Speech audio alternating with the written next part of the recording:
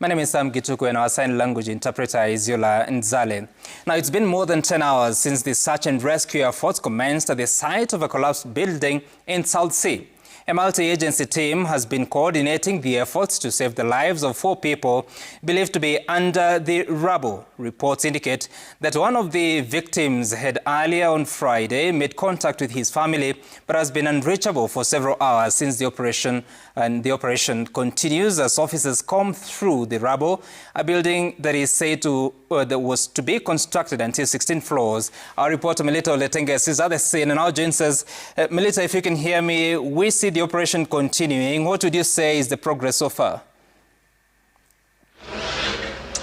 Well, good evening to you, Sam. The pictures you're seeing on your screen are excavators that have pitched camp here since early morning, trying to excavate the rubble and move the debris that is remaining of what was a 16-story building. That is what is the latest from the National Construction Authority through the Executive Director Maurice Akech, who has informed Citizen TV not so long ago that this building had reached 16-story and not 14-story, some or 15, as earlier reported by the Nairobi County government. And what you're seeing behind me is a multi-agency approach in trying to excavate the rubble and the debris, trying to get to 4 people that are feared to be trapped inside this this building that collapsed rather. And this building collapsed at 4:05 a.m.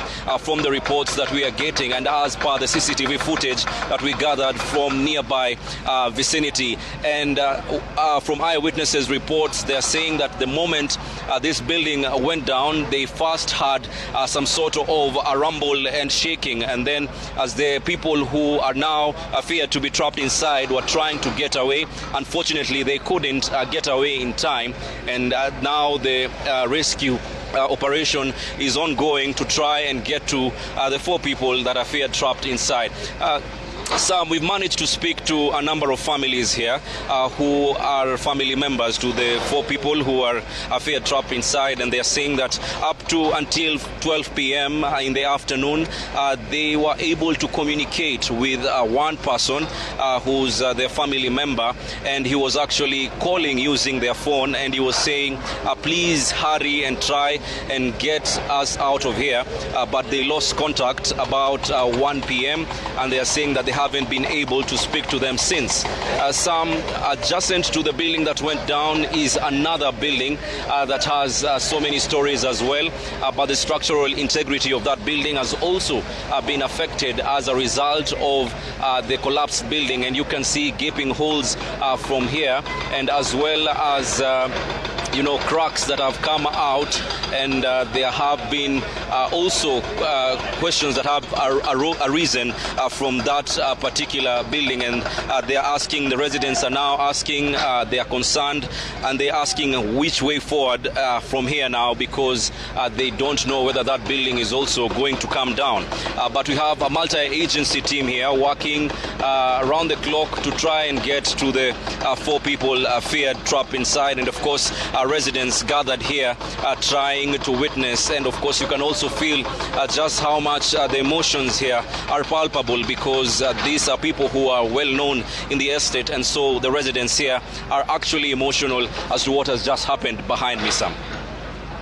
Melita, we hear you say that the neighboring buildings have also been affected, but as you look at the operation there, how are they measuring progress and the possibilities of rescuing the 4?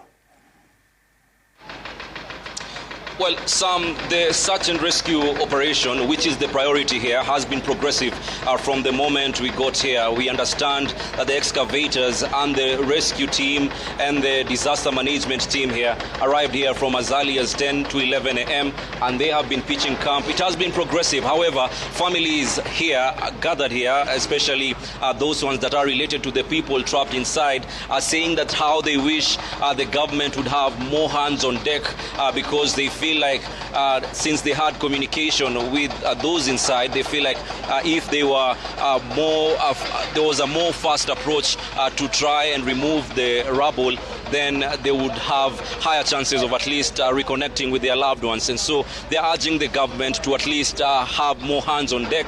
But so far we have seen progress in terms of removing the debris that has now come down, and we have seen the excavators removing metals as well.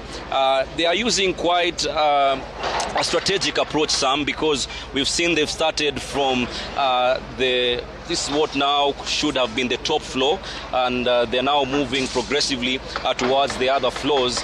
And first we've seen the excavators trying to drill the holes through the rubble, and before we see now the caterpillar trying to carry all the rubble to the vehicles that are waiting. So I can say it has been a progressive initiative or work that we are witnessing here, Sam. Much